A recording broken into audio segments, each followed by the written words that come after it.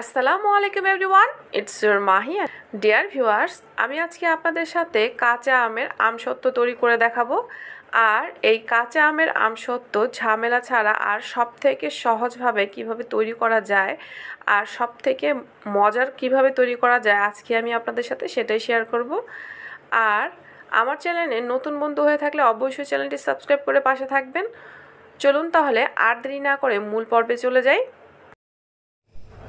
প্রথমে আমি এখানে কাঁচা আমগুলো ধুয়ে পরিষ্কার করে নিয়েছি। এখন এগুলোকে আমি খোসা ছাড়িয়ে নিব।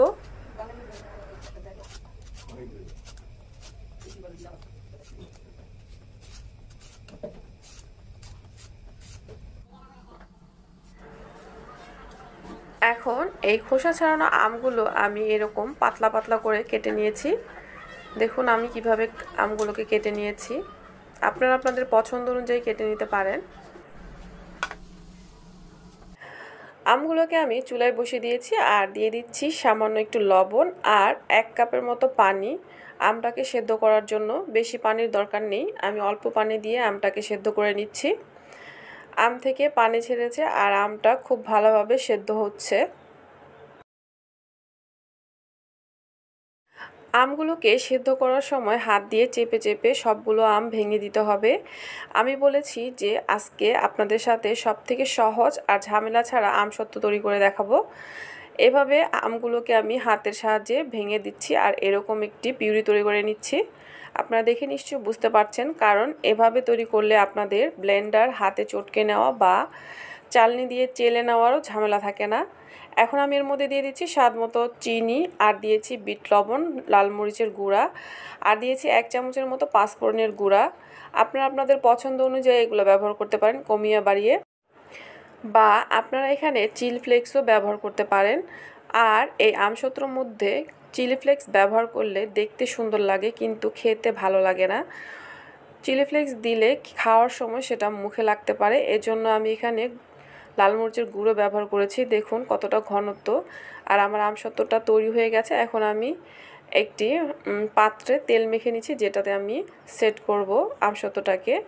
এর মধ্যে আমি অর্ধেকটা পরিমাণ ঢেলে দিয়েছি। এখন এগুলো স্প্যাচেলার সাহায্যে ছড়িয়ে দিচ্ছি। গরম থাকা অবস্থায় এটা করতে হবে। সম্পূর্ণ আমসত্ত্বটা আমি ছড়িয়ে দিয়েছি আর এভাবে ঝাঁকিয়ে নিচ্ছি যাতে সম্পূর্ণ জায়গা সমানভাবে হয়। আর বাকিটা আমি আরেকটা পাত্রে ঢেলে নিচ্ছি, বাকি অর্ধেকটা। এটাও আমি স্প্যাচেলার সাহায্যে ছড়িয়ে দিব। দেখুন কতটা সহজভাবে তৈরি করা যায়। আর এই আমসত্ত্বগুলো আপনারা চুলার নিচে বা রোদে দিয়েও শুকিয়ে নিতে পারেন, যার যেভাবে সম্ভব সেভাবেই শুকিয়ে নিতে পারেন। আমি এখানে শুকিয়ে নিয়েছি চুলার নিচে। আমার আমসত্ত্বটা খুব ভালোভাবে শুকিয়ে গেছে। আর ছাঁকনিতে ছাঁকা, হাত দিয়ে চটকে নেওয়া বা ব্লেন্ডার ছাড়া কতটা পারফেক্টভাবে আমসত্ত্ব তৈরি হয়েছে আপনারা দেখে নিশ্চয়ই বুঝতে পারছেন। আর আমার আমসত্ত্বটা একদম পারফেক্টভাবে তৈরি হয়েছে। আর দেখুন এই আমসত্ত্বটা কতটা মসৃণ। এখন আমি আমার পছন্দ মতো টুকরো করে কেটে নিচ্ছি। আপনারা আপনাদের পছন্দ মতো কেটে নিতে পারেন। আর আমি এভাবে রোল করে নিচ্ছি।